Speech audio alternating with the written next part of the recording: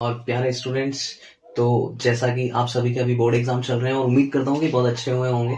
और अब specially commerce वालों के लिए ये वीडियो है कि जिनका अब नेक्स्ट पेपर जो है 18 ऑफ मार्च को होने वाला है इकोनॉमिक्स का।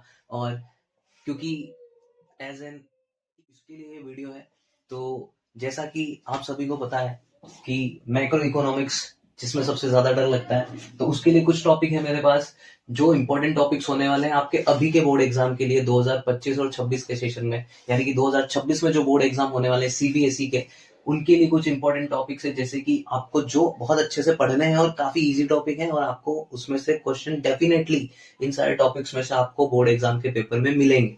सबसे पहला टॉपिक है जीडीपी एंड वेलफेयर। बच्चों, इसको आपको बहुत अच्छे से पढ़ना है। जीडीपी एंड वेलफेयर वाले टॉपिक को आपको बहुत अच्छे से पढ़ना है। इजी टॉपिक है और बहुत अच्छे से आप लोग कर लेंगे, इजीली हो जाएगा।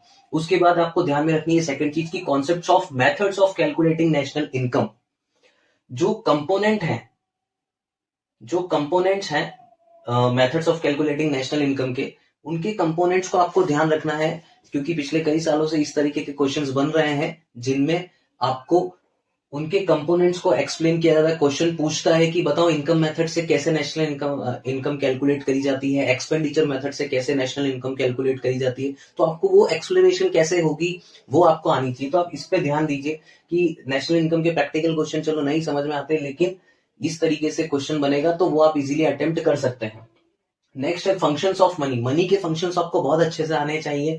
केस स्टडी वाइज आपको क्वेश्चन करके दे दिया जाता है। आपको एक केस स्टडी बना करके दे दी जाती है और फिर उसमें पूछा जाता है कि बताओ कौन से फंक्शंस जो है यहाँ पे हाईलाइट हो रहे हैं इस केस स्टडी के थ्रू। तो आपको ये बताने होते, तो इनको अच्छे से समझदारी के साथ पढ़ना है। नेक्स्ट है क्रेडिट क्रिएशन। क्रेडिट क्रिएशन बहुत अच्छा टॉपिक है। क्रेडिट क्रिएशन पे क्वेश्चन बनते हैं, बहुत अच्छा इंपॉर्टेंट टॉपिक है। किसी न किसी फॉर्म में इसके ऊपर क्वेश्चन बनेंगे, इसको समझ के जाना है आपको बहुत अच्छे से।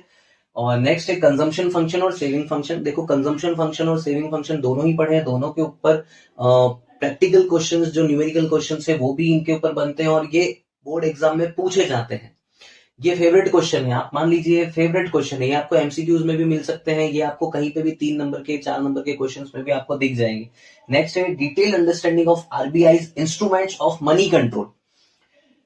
आरबीआई के जो इंस्ट्रूमेंट्स हैं, मॉनिटरी और नॉन मॉनिटरी इंस्ट्रूमेंट्स जो वो मनी कंट्रोल करने के लिए यूज करती है, तो उनकी डिटेल अंडरस्टैंडिंग आपको समझ के जानी है। उनकी डिटेल अंडरस्टैंडिंग कि इन्फ्लेशन के टाइम पे क्या होगा, डिफ्लेशन के टाइम पे क्या होगा, इसका क्या मतलब होता है, इसमें क्या किया जाता है, आपको डिटेल में इसको समझ के जाना होगा। रट के जाने से काम नहीं चलेगा, क्योंकि केस स्टडी और घुमा फिरा के क्वेश्चन बनाए जाते हैं, तो आपको पढ़ के उसको आना चाहिए। तो आपको इसको डिटेल अंडरस्टैंडिंग जरूरी, इसीलिए मैंने यहाँ पे लिखा है डिटेल अंडरस्टैंडिंग, कि आपको डिटेल अंडरस्टैंडिंग इनकी आनी चाहिए कि इन इंस्ट्रूमेंट्स में क्या होता है और किस तरीके से इनको यूज करते हैं at the time of inflation और डिफ्लेशन की सिचुएशन पे। लास्ट बट नॉट लीस्ट, अपना objectives of government budget. Very very important topic है भैया। गवर्नमेंट बजट आपको वैसे ही पता है, एक ही चैप्टर है, एक ही यूनिट भी है, तो इसके ऑब्जेक्टिव्स के ऊपर जो है ज्यादा अच्छे से क्वेश्चन बनने के चांसेस मुझे लग रहे हैं इस बार। ऑल्दो कि हमारे पास इसके जो कंपोनेंट्स है गवर्नमेंट बजट के वो भी काफी इंपॉर्टेंट है, काफी सारी चीजें हैं, बट ऑब्जेक्टिव जो है मुझे लगता है कि इस पे कहीं ना कहीं किसी न किसी फॉर्म में क्वेश्चन जो है वो ज्यादा बनने के चांसेस रहते हैं। ठीक है, तो थैंक यू, आप मेहनत कीजिए, तैयार कीजिए, ऑल द बेस्ट।